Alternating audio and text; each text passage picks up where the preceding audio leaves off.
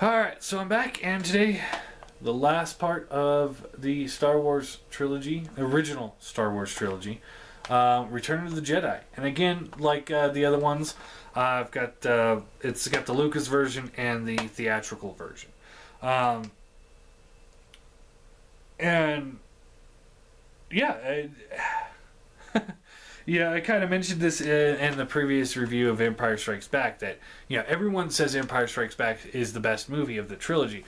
And I agree to disagree because I think this one, the theatrical version, is equal, if not a little bit better. Because I do like that the story, like it's hard for me to explain this. Like Transformers, I like the Decepticons better than I like Autobots. Why? Because the Decepticons seem to have a better fleshed out story arc because there's not as many of them. You get to know the Decepticons a little bit better than you get to know the Autobots. All you know about most of the Autobots is they're the good guys and they're supposed to win. I always relate more to the villains. Unless the story is told in a way that makes the hero look really, really good. And this original trilogy is one of those times. They really were able to show off Luke Skywalker as a, coming of age hero story, and it really pays off. Because you get invested in him in the first movie, and then you sympathize with him in the second movie, and now you're fully on board with the third movie. So, I know a lot of people say, there's a lot of more cheesiness in this movie, and there is, but it is needed because each movie has a different kind of theme and motif. The first movie was, for the most part, we had the desert and then space. In the second movie, we had the snow, the snowy planet of Hoth, and then more space and the cloud city, up in the clouds, and then you also had the swamp with Yoda. This one, it needed something different. We start off in the desert, and then we go back to the swamp. Now we're in a jungle by the end of the movie with the Ewoks.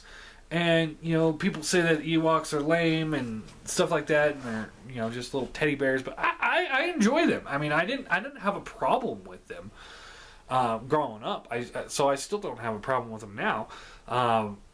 They didn't do anything in the woods that was, massively, out of the scope of reality, although, having the logs tied up in the trees for the little chicken walker things to walk under and have them smashed, that was a little unfeasible for something for them to do out of the blue. But then again, we're talking about an indigenous tribe that has stormtroopers invading their territory. They probably had that set up for a long time and just was waiting for an opportunity to attack or defend.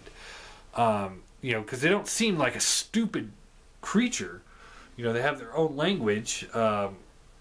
So I would imagine they were preparing for a long time for this. And the rebels happened to show up, and that helped elevate or push them into going into battle. So, maybe, that's what I thought. Now, the Lucas version, it added more dance sequences at the beginning of the movie, which was stupid. After that, I don't really know what else it added in. I know at the very end of the movie, it has, all the different planets celebrating the destruction of the Emperor, which is, cool, I guess. Not necessarily needed, but, whatever. So, yeah, again, the Lucas thing just kind of detracts from the original movie. So the original movie is going, when I give the rating, the original movie is going to score a lot higher, or a little bit higher than the Lucas version. But ultimately, it's a very good movie. I mean, you get to see the Han Solo story arc play out because the bounty hunters finally caught up to him. It's kind of cool because he's a side character. He's not a main character, and this is not anywhere near the main plot. But it's cool that they did this plot, because you think that one of the things that they would have done, would be focus on the main plot and just briefly mention in that little scrolling text at the beginning, oh, they found Han Solo and now he's safe. But they didn't. They went through and they told how they saved Han, which was, like I said, it was pretty good. And you finally you get Han and Leia. They're storming the little stormtrooper hut on the little moon, which was a fun exchange, watching all that happen. And then you have Luke going up against Vader again. I'm not going to go into the plot too much because most of us have already seen it. And if you haven't, I don't want to give anything away. I mean, it's not like the prequel trilogies where I don't mind giving it away because maybe that will save you from watching it. But you get the Luke and Vader exchange in the final fight, which is probably my favorite scene in this movie.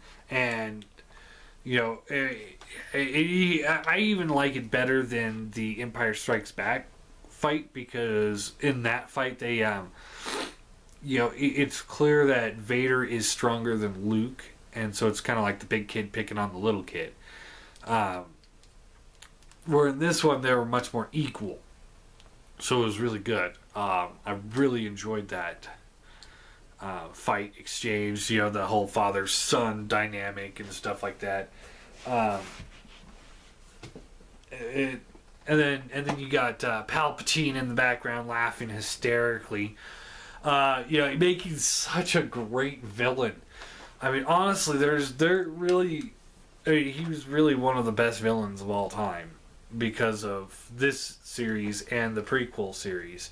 Really made him shine as such a good villain that, I mean, I can't think of somebody that's better than him off the top of my head. I really enjoyed this movie. I'm going to give the Lucas version a 9 out of 10 and the theatrical version a 10 out of 10. And I'll be damned, if I get swayed on my opinion on this, because other critics say this is a weaker movie than Empire Strikes Back. Because I don't think so. I think it's as good as Empire Strikes Back. Of the original trilogy, the weak link was A New Hope, and that's only because it had lots of character development and introduction to characters, which, can get boring. This was not boring. This was fun from start to finish. I mean, come on, speeder chase? I mean, that was great. I mean, wow. Such a difference in between the speeder chase and the pod race.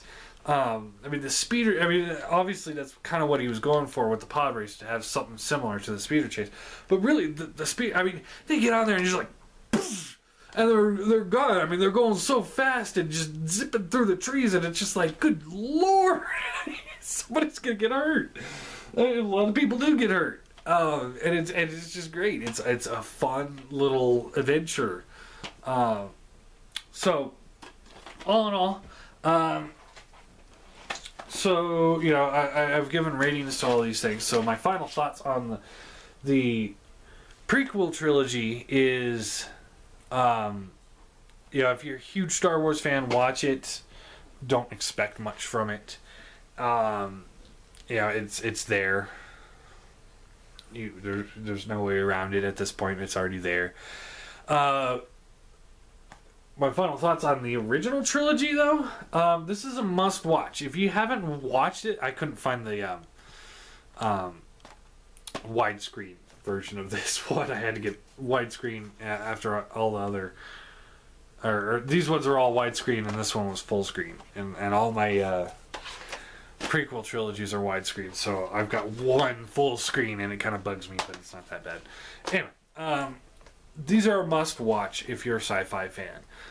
You have to see these. I recommend watching the original theatrical trailer, or original theatrical releases, as opposed to the Lucas releases, because Lucas really kind of killed the momentum of his own movies, which is very unfortunate for him.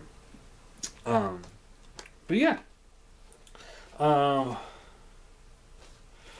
Yeah, it's like I've already said my piece. I mean, the some of the greatest movies of all time, and this is one of the greatest trilogies in movies of all time, in my opinion. Obviously my opinion, because everyone has their own opinion on what their greatest movies are and what their favorite trilogy is. A critic might say, The Godfather's a better movie, but God, that movie is boring as shit. I can't. I couldn't finish the first one. I mean, I sat there and I tried, because everyone's like, "Oh, this is such a great piece of cinematic history." And I sat there and I was like, "Good Lord, come on, get to something interesting." I mean, it's same with Gone with the Wind. I could not sit through that movie.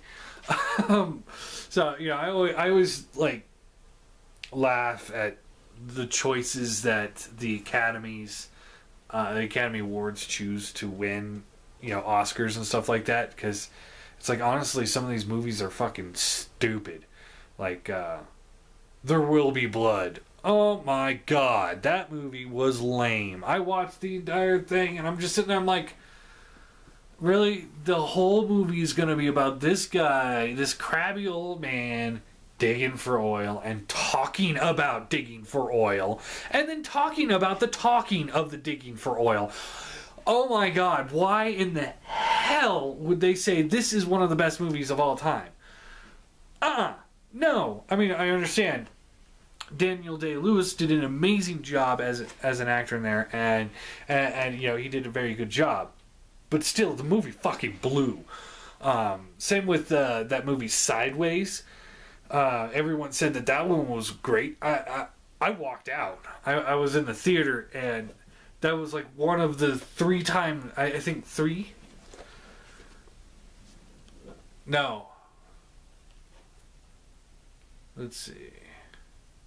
1, 2.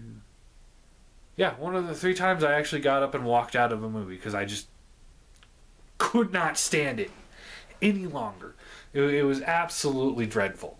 One of the worst movies I've ever seen in my life, and yet that one's like up for awards, and there's other movies that weren't up for awards. I don't know what kind of rant I'm going off of right now. I'm just kind of bah. But anyway, that's what I was talking about. Critics, it's like, that's why I don't like listening to critics. Jeremy Johns on YouTube, he does a very good job.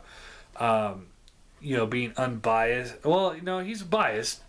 I mean, because he's showing off his opinion, but he's not quite in that field that other critics are, where it's like, oh, this is a dramatic masterpiece, and it should be awarded some awards. I mean, you always know which movies are going to get the awards, because it's like the most dramatic movie in Spielberg's career or something like that. And, somebody so-and-so gives a commanding performance, and it's just like, those are going to win the awards. And again, I'm off on this rant that has nothing to do with Star Wars.